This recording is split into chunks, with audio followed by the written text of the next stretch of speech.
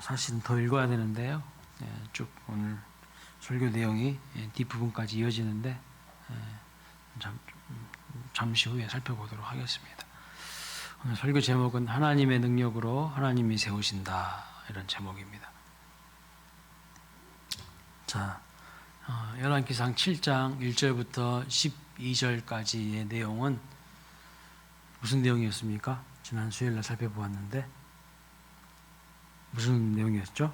솔로몬 왕궁 건축한 이야기였습니다. 그리고 다시 오늘 13절부터는 이제 성전 건축에 대한 이야기가 다시 재개됩니다. 여기 보면 히람이라는 사람이 등장하죠. 히람.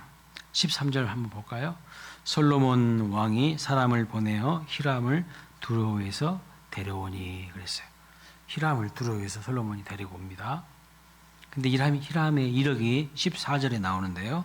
그는 납달리 지파 과부의 아들이래요. 그러니까 엄마는 어디 사람이에요? 이스라엘 사람이에요. 납달리 지파니까. 유대인이에요. 아버지는요? 두로 사람이네. 이방인이에요. 그렇죠? 엄마는 이스라엘 사람, 아빠는 이방인. 노스의 대장장이라. 이 히람은 모든 논일에 지혜와 청명과 재능을 구비한 자더니. 이 사람은 지혜가 있고 청명과 재능까지 있는 사람이에요. 그렇죠? 하는 일은 뭐라고요? 노스의 대장장이라고. 솔로몬 왕에게 와서 그 모든 공사를 하니라, 이렇게 되어 있습니다. 그러니까 여기 보면 히람에 대한 자세한 이력이 나오고 있어요. 어머니 유대인이고 아버지 두로 사람 이방인입니다. 과부의 아들입니다. 지혜와 청명과 재능이 탁월한 사람이었습니다. 성경에 보면 히람이 두 사람이 나와요. 동명이인이 있습니다. 하나는 두로 왕이 히람이에요. 두로 왕. 또 하나는 오늘 본문의 히람. 이 사람은 장인입니다. 기술자예요. 장인, 기술자, 지혜와 청명과 재능이 탁월한 사람이었어요. 자, 오늘 본문에는 후자예요. 후자. 자, 기술자, 총동 기술자가 바로 히람이라는 거죠. 이 사람이 솔로몬에 의해서 쓰임 받는 것을 볼 수가 있어요. 자, 모세 시대에 성막을 세울 때, 성막을 지을 때는 누가 쓰임 받았습니까? 혹시 아시는 분 있으십니까? 모세 시대 성막을 지을 때 쓰임 받았던 사람. 이거 아시는 분 있으면 제가 커피 사드리겠습니다. 없어요? 다행이다. 아유, 돈 아낄 수 있어서.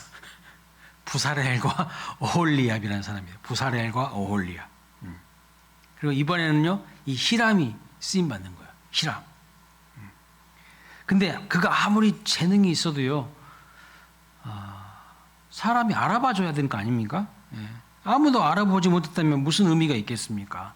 그래서 13절 말씀을 보니까 솔로몬이 이 사람을 알아봤다고 말하고 있어요. 솔로몬이 알아봤어요. 그래서 사람을 보내어 히람을 데리고 오는 거예요. 사람 보는 안목이 있어야 되는 거죠. 여러분, 인생은요, 뭐가 중요하냐면 만남이 중요합니다. 만남. 만남이 정말 중요해요. 나를 알아보는 사람을 만날 수 있다면 그건 축복이에요. 정말 축복입니다. 그 만남의 복을 구하시기를 축복합니다.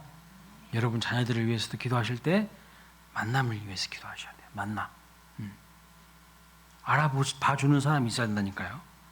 성도와 교회의 만남도 마찬가지입니다. 하나님께서 여러분을 이곳으로 인도하셨다면 바로 수원광일교회에서 여러분의 재능과 은사를 마음껏 발휘하시기 바랍니다. 펼치시기 바랍니다. 여러 성전의 기물 중에 주목하고 싶은 것이 있어요. 여기 지금 막 여러 가지 것들이 나오는데 읽어봐도 뭔 말인지 잘 모르시겠죠? 그래요. 어려워요. 근데 아마 여러분들이 좀 아시는 부분이 있을 거예요. 우리 모두가 공통적으로 좀 아는 부분이 있어요. 그건 뭐냐면 성전 안에 있는 두 기둥이에요. 두 기둥. 자, 야긴과 보아스라고 하는 두 기둥입니다. 21절 말씀 보겠습니다. 이 두 기둥을 성전의 주랑 앞에 세우되 오른쪽 기둥을 세우고 그 이름을 뭐라고요? 야긴이라 하고 왼쪽 기둥을 세우고 그 이름을 뭐라고요? 보아스라 했으며 그랬습니다. 오른쪽에 있는 것이 뭐라고요? 야긴. 왼쪽에 있는 것을 보아스 맞습니다. 사진을 보여주세요. 자, 저렇게 생겼어요. 이게 바로 야긴과 보아스예요. 저기다가 그냥 어떤 것이 야긴이고 어떤 것이 보아스인지 표시를 안 해놨으면 여러분들이 제대로 알 수 있었을까 싶어요. 무엇이 야긴이고 무엇이 보았을까? 성경은 분명히 오른쪽 기둥을 야긴이다 그랬어요. 왼쪽 기둥을 뭐라고요? 보았으라. 근데 여러분 히브리어는 어떻게 읽는지 아세요? 히브리어? 우리나라는 어떻게 읽죠? 글씨를? 어디서부터 어디로 읽습니까? 왼쪽에서부터 오른쪽으로 읽잖아요. 히브리어는 반대예요. 오른쪽에서부터 왼쪽으로 읽어요. 그래서 저것도 표시 안 해놨으면 여러분들이 헷갈릴 수 있어요. 분명히 야긴과 보아스, 오른쪽에 있는 것이 야긴이고 왼쪽에 있는 것이 보아스라는 거예요. 야긴의 뜻은 하나님께서 세우신다 이런 뜻입니다. 하나님께서 세우신다. 하나님께서 빌드업 하신다는 거. 하나님께서 빌드업 하신다는 거. 보아스의 뜻은 뭐냐면 하나님의 능력으로 이런 뜻이에요. 하나님의 능력으로. 그러니까 하나님의 능력으로 하나님이 세우신다는 거예요. By His power. 그의 힘의 능력으로. By His strong. 하나님의 능력으로 하나님이 세우신다는 겁니다. 교회도 하나님이 세우시고요. 우리의 인생도 하나님이 세우실 줄로 믿습니다. 그러니까 우리 교회는요. 하나님의 능력으로 하나님이 세우신다는 것을 믿으시기 바랍니다. 그래서 우리 자꾸 착각하면 안 돼요. 내 능력으로 내가 세운다? 아니에요. 그 교만이에요, 그거는. 우리 능력으로 되는 게 아닙니다. 하나님이 세우셔야 돼요. 하나님이 하시는 거예요. 결국 하나님의 능력으로 하나님이 세우시죠. 은혜로 세우십니다. 은혜로. 이렇게 세워진 두 기둥보다 더 중요한 것이 있어요. 그게 뭘까요? 이 기둥 자체보다 더 중요한 게 뭘까요? 정말 중요한 것은 그것을 믿느냐 하는 거예요. 하나님의 능력으로 하나님이 세우신다는 것을 진짜 믿느냐는 거예요. 솔로몬이 정말 멋있게 야긴과 보아스를 세웠죠. 그 앞을 맨날 지나다녔죠. 맨날 지나다녔어요. 근데 여러분, 그것이 솔로몬에게는 점점 무엇으로 느껴진 줄 아세요? 그냥 일종의 데코레이션, 장식. 처음에는 하나님이 세우십니다. 하나님의 능력으로 이렇게 해가지고 이름을 붙여놨지만 이게 점점 세월이 흐르면요. 그냥 이건 장식이야. 그냥 데코고 데코. 실제로 솔로몬은 하나님을 잊어버리고 살아갑니다. 점점 하나님 잊어버리고 살아가요. 우리도 그래서 솔로몬과 비슷할 때가 많아요. 집집마다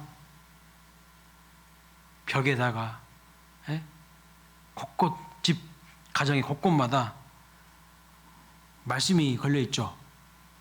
액자가 걸려있죠. 어떤 액자가 걸려있습니까? 이런 액자가 많이 있더라고요. 나의 힘이 되신 여호와여 내가 주를 사랑하나이다. 그죠? 여호와는 나의 목자시니 내가 부족함이 없으리로다. 막 이런 액자들이 많아요. 그죠? 그리고 우리 교회 성도님들은 집 앞에 뭐가 있어요? 교패가 있잖아. 그 교패에 뭐라고 써 있어요? 예수만 섬기는 우리 집. 이 말, 이것도 못 하시는 분들이 있죠. 창피해서. 예수만 섬기는 건 아닌 것 같아가지고. 나는 돈도 섬기고, 다른 것도 많이 섬기니까, 이 교패도 못 하시는 분도 있어, 보면은. 근데, 정말 이 말씀들이 데코가 아니라 내 삶의 실제라는 거예요. 솔로몬도 야긴과 보아스 세워놓긴 했지만 시간이 지나니까 실제가 아니야. 그냥 데코고 장식이지. 실제가 아니라는 거예요.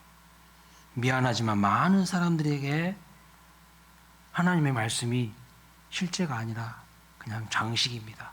데코예요. 야긴과 보아스가 데코레이션처럼 우리도 그냥 벽에 걸려있는 말씀들 데코레이션으로 볼 때가 많아요. 그렇지. 오늘도 여호와는 나의 목자시지. 내가 주님 따라가야 살지. 그렇게 다짐하고 결단하고 그거 붙잡고 기도합니까? 그냥 무심코 지나가는 거죠. 사랑하는 여러분, 말씀이 실제가 되시기를 주님의 이름으로 축복합니다. 정말로 주님이 이 교회를 세우시고 정말 예수님만 섬기는 우리 집이고 정말 나의 힘이 되신 여호와를 사랑하는 그 말씀이 실제가 되는 은혜가 있으시기를 주님의 이름으로 축복합니다. 자, 이제 7장 보시면요. 23절부터 그 밑에 부분을 아직 안 읽어봤어요. 근데 엄청 복잡해요. 뭐가 뭔 말인지도 잘 모르겠어요. 도대체 왜 이런 이야기가 성경에 있는지도 어떻게 보면요. 잘 모르겠어요. 안내를 제대로 받지 않으면은 잘 모르는 내용입니다. 그래서 제가 여러분에게 오늘 조금 설명을 해드릴게요. 이 부분은 전문가 아니면 잘 몰라요. 자, 그림으로 설명을 해드리겠습니다. 우리가 읽지는 않았어요. 읽지는 않았지만 이 내용을 가지고 이제 이야기하는 거예요. 바다를 만들었대요. 바다. 성전에 바다를 만들었대. 사진을 한번 보겠습니다. 저게 바다예요. 바다. 노수로 만든 바다입니다. 산과 바다 할 때 그 바다 말고 물 이렇게 크게 담아놓는 마치 탱크처럼 생긴 거, 물탱크처럼. 그게 바다예요. 바다. 소 몇 마리가 받치고 있습니까? 12마리가 받치고 있어요. 12마리가. 그 다음에 10개의 물두멍이 있어요. 10개의 물두멍. 이렇게 생긴 것을 10개를 만들어서 성전에 두었다고 합니다. 높바다가 있었고요. 12멍이 있어요. 물두멍이 있었어요. 10개가. 이게 뭐 하는 물건일까요, 여러분? 여러분 혹시 성경 상식으로 아십니까? 뭐 하는 물건일까요? 역대하 4장 5절부터 6절 말씀 한번 보겠습니다. 읽어볼까요? 시작.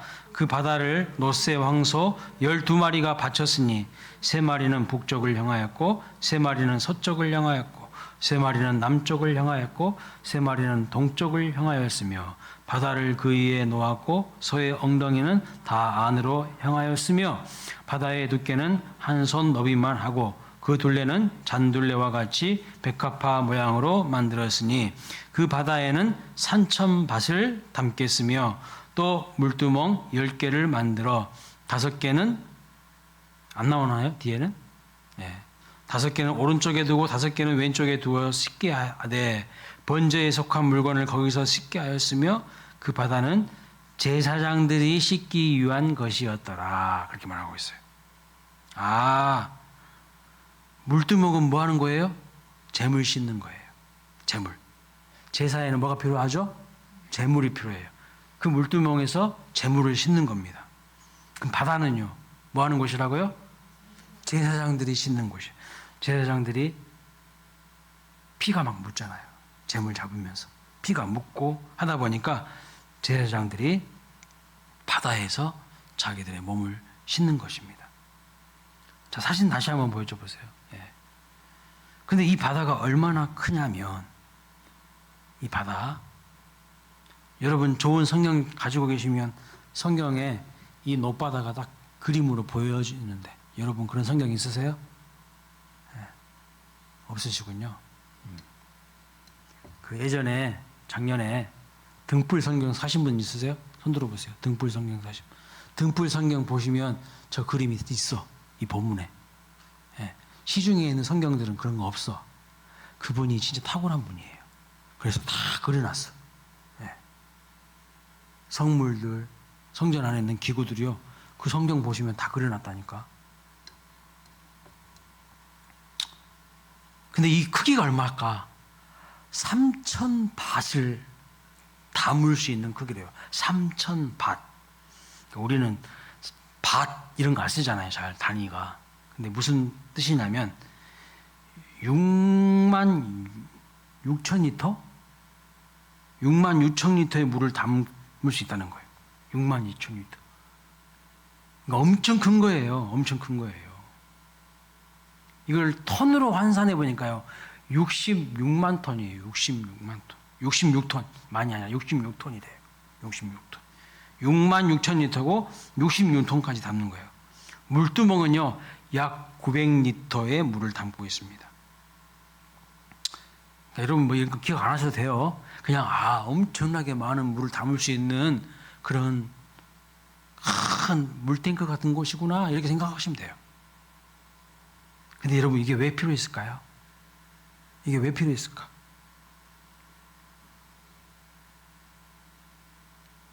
이스라엘 예루살렘의 지형을 좀 우리가 알아야 될 필요가 있어요.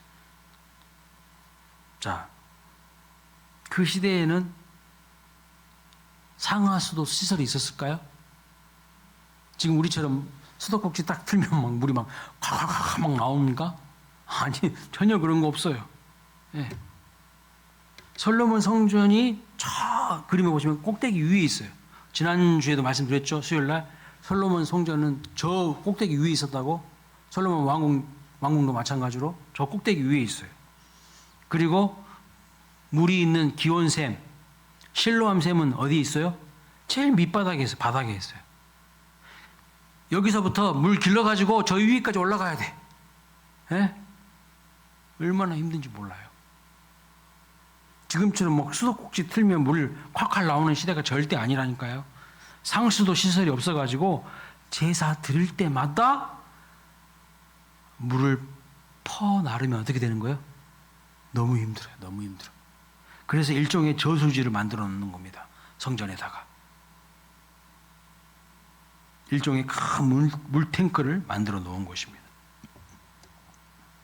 여러분, 근데 문제는 이렇게 많은 양의 물을 다 채우려면 얼마나 힘들까요? 6만 6천 리터를 채우려면 얼마나 힘들었을까요? 도대체 누가 이 일을 했을까? 누가? 레인일까요? 아니요. 레인이 안 했어요.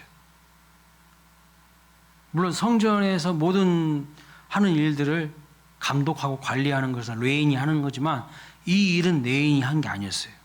레인의 감독하에 다른 사람이 했어요. 누가 했을까? 전담한 사람들이 따로 있었어요. 놀랍게도 누가 했냐면 기브온 사람들이 했어요. 기브온 사람들.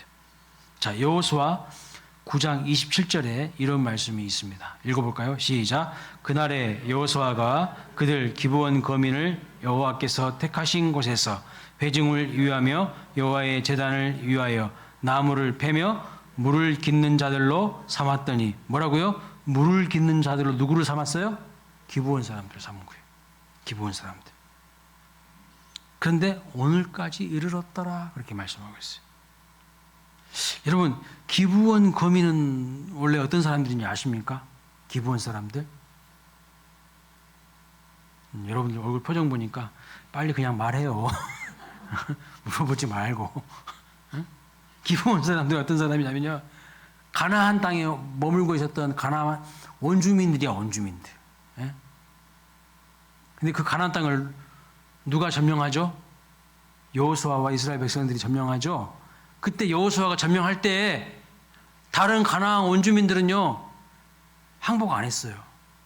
저항했어요. 그래서 쥐어 터지고 다 죽었어. 누구한테? 여호수아한테. 누구한테? 하나님한테. 근데요 이 기브온 사람들은요 항복했어요. 항복. 싸워봤자 우리는 져. 빨리 항복한 게 나아. 여러분, 하나님 앞에 빨리 항복하세요. 아멘을 안 하네. 이미 항복한 거죠. 이 하나님한테 항복했던 족속이, 여호수아에게 항복했던 족속이 기브온 족속이에요. 기브온 족속. 그리고 하나님이 그 기브온 족속을 어떻게 쓰시는가? 제단을 위해서 나무 패고 물 깃는 자들로 사용하시는 거예요. 이 사람들이 이스라엘이 망할 때까지요 이 일을 합니다. 망할 때까지. 나중에 이 이스라엘이 바벨론의 포로로 끌려가잖아요. 바벨론에 망해가지고 이스라엘의 사람들이 바벨론 포로로 끌려가잖아요. 그런데 나중에 1차, 2차, 3차에 거쳐서 포로가 귀환하게 되는데 다시 이스라엘 백성들이 돌아오게 되는데 이들도 포로로 끌려갔다가 다시 돌아옵니다. 다시 돌아와요. 자, 역대상 9장 1절 2절 말씀 볼까요? 시작. 유다가 범죄함으로 말미암아 바벨론으로 사로잡혀 갔더니 그들의 땅 안에 있는 성읍에 처음으로 거주한 이스라엘 사람들은 제사장들과 레위 사람들과 느디님 사람들이라 그랬어요. 이 느디님 사람들이 누구냐면요, 기브온 족속이에요. 이 느디님 사람들을 영어 NIV 성경에 보면요, 뭐라고 말했냐? Temple Servant 이렇게 표현하고 있어요.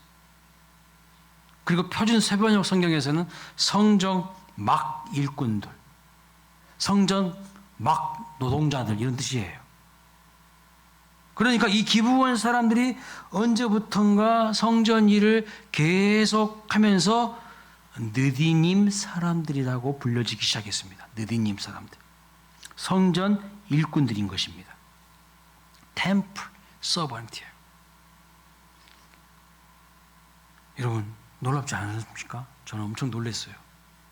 아, 요수아 시대부터 솔로몬 시대까지 이들이요 물 깃는 일을 계속 해온 거예요. 계속 6만 6천 리터의 저수지를 저 기온샘, 저 실로암 샘까지 가서 그 물을 끌어다가 채워 넣었던 사람들이 느디님 사람들, 기브온 족속들이었어요. 그 히브리 이스라엘에서 선교 활동하시는 선교사님에 의하면 보통 30리터 물통 가지고 물을 날랐다고 할지라도 1,500번에서 약 2,200번 정도 오가야 다 채워진답니다. 여러분들은 하여튼 우리 광일교회는 웬만하면 안 놀려버려요. 그죠? 2,200번. 와, 물론 한 사람이 한 건 아닙니다. 많은 그 리디님 사람들이 있었겠죠. 근데 한 사람이 한다고 하면 2,200번이에요, 여러분. 이 사람들은요 하루 종일 물을 길러 갔다 와야 됐어요. 하루 종일. 근데 여러분 한번 생각해 보세요. 이 사람들이 없었으면 성전 제사가 됐을까요, 안 됐을까요? 안 돼요. 성경에 분명히 그들이 존재했고 그들이 그 일을 했다고 말씀하고 있습니다. 그러니까 사실 성전에서 가장 수고한 사람들이 누굴까요? 이 사람들이에요. 니디님 사람들이에요. 이 사람들은 누군가 무명의 이름 없는 헌신자들 영웅입니다. 무명의 영웅. 이들의 헌신 때문에 제사장이 자기의 몸을 씻을 수 있었고 또 제물도 씻을 수 있었어요. 이들의 헌신 때문에 수많은 제사가 가능한 거였습니다. 그러면 한번 여기서 한번 질문해 볼게요. 한번 맞춰보세요. 이거 맞히면 제가 또 커피 사드리겠습니다. 그렇다면 이 느디님 사람들이 제일 많이 쳐다본 게 어딜까요? 느디님 사람들이 제일 많이 바라본 곳, 쳐다본 곳은 어딜까요? 잘 모르시겠죠? 하늘이에요, 하늘. 비 오면 끝나는 거야. 비 오면 자기는 안 가도 돼. 그렇죠? 저 기온샘까지, 저 실로암 샘까지. 실로암 샘은요, 가장 바닥이야, 바닥. 예루살렘에서. 지대가 낮은 지역이 있어요. 거기서부터 가장 고지대까지 그 물 길러가지고 올라가는 거, 그거 안 해도 돼. 뭐 오면, 비 오면. 그러니까 니디님 사람들이 눈만 뜨면 뭐 봤을까? 하늘 쳐다봤어. 이해되십니까? 네. 비가 오면 모든 것이 한 방에 해결되는 거예요. 비가 내려와 주면 굳이 그 힘든 일 안 해도 되지 않습니까? 맞습니다.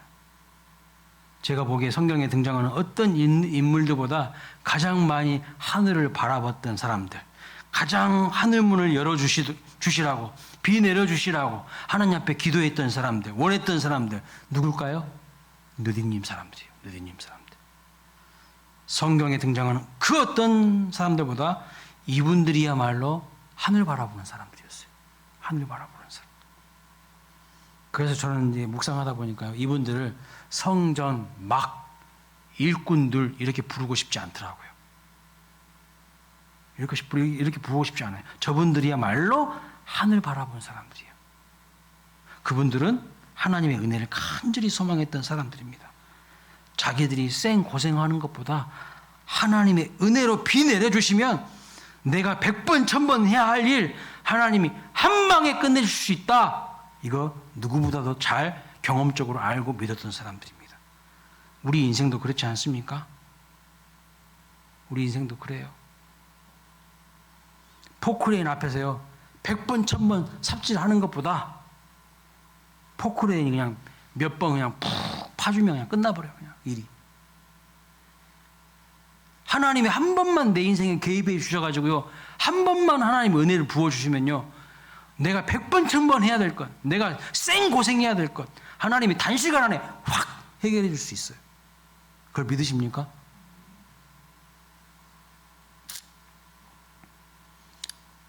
우리 인생에 하나님의 은혜가 절대적으로 필요하다는 거예요. 절대적으로. 하늘문이 열리고 은혜의 단비가 쏟아지면 우리는요 기뻐하고 감사하면서 살아갈 수가 있는 것이죠. 우리 교회도 엘리베이터 생기니까 여러분 얼마나 좋습니까? 근데 지금 엘리베이터가 고장났나 봐요. 오늘 타고 올라오려고 하니까 안 되셨죠? 한 분도 안 타고 올라오려고 생각하셨나 보네. 엘리베이터 만들어 놓으면 뭐하냐고 안 타는데 좀 타세요. 고장났어요. 전원이 안 들어온대. 뭐 본사에 이제 기술팀이 와서 고치겠죠. 뭐 걱정하지 마세요. 뭐 그 문제 없을 겁니다. 근데 여러분 엘리베이터 탁 만들어 놓으니까 얼마나 좋습니까? 그냥 타고만 있으면 알아서 쫙 올라가지고 타고만 있으면 알아서 쫙 내려다 줍니다. 마찬가지죠. 우리 인생에도 은혜의 엘리베이터가 필요해요. 은혜의 엘리베이터. 성경에 그 엘리베이터가 뭐라고 하는지 아십니까? 성경에 나왔어요. 그 은혜의 엘리베이터가 뭔 줄 아냐고. 기록하고 있다니까요. 뭐라고 나왔을까요? 우리를 천국으로 오르락 내리락 하나님께로 나아가도록 만든 것이 뭐예요? 그게 십자가예요. 십자가가 은혜의 엘리베이터예요. 그 십자가를 통해서 우리가 하나님께로 가는 거잖아. 에? 십자가가 엘리베이터예요. 그래서 우리는 뭘 구해야 돼요? 십자가의 은혜를 날마다 구하시기를 주님의 이름으로 축복합니다. 야곱이 꿈을 꿨는데요. 꿈에 땅에서부터 하늘까지 연결된 사다리가 보여요. 천사들이 오르락 내리락 하고 있어요. 그게 바로 은혜의 엘리베이터야. 에? 그게 바로 복음서에 보니까 그게 십자가라고 말하고 있어요. 에? 그 십자가가 없으면요 맨날 고생하는 거예요. 맨날 자기가 그냥 다 생 고생해가지고 옮겨야 되는 거예요. 자, 그런데 이 말씀을 묵상하다가 더 감동받은 것이 무엇인가? 나중에 이 사람들이요 바벨론 포로로 잡혀가는데 3차에 걸쳐서 다시 돌아온다는 것입니다. 자, 1차 포로 귀환 때부터 돌아와요. 에스라 2장 70절 말씀 보세요. 읽어봅니다. 시작. 이에 지사장들과 레위 사람들과 백성 몇과 노래하는 자들과 문지기들과 느디님 사람들이 있어요. 느디님 사람들이 각자의 성읍에 살았고 이스라엘 무리도 각자의 성읍에 살았더라. 1차 포로 기간 때 돌아와요. 안 돌아와도 돼요. 돌아가기 싫으면 안 돌아갔던 사람들도 많이 있어. 근데 이 사람들 돌아가요. 2차 포로 기한은 에스라의 주도 가운데 이루어지는데 에스라 8장 20절 말씀 보니까 또 돌아오네. 읽어볼까요? 시작. 다윗과 방백들이 레위 사람들을 섬기라고 준 느디님 사람 중에 성전 일꾼은 220명이었는데 그들은 모두 지명받은 이들이었더라. 여러분 같으면 돌아오고 싶으시겠어요? 그 사람들은 원래 이스라엘 사람들도 아니야. 그냥 가나안 원주민 출신, 기브온 족속 출신이에요. 혈통이 달라. 그런데요, 220명이나 돌아오네.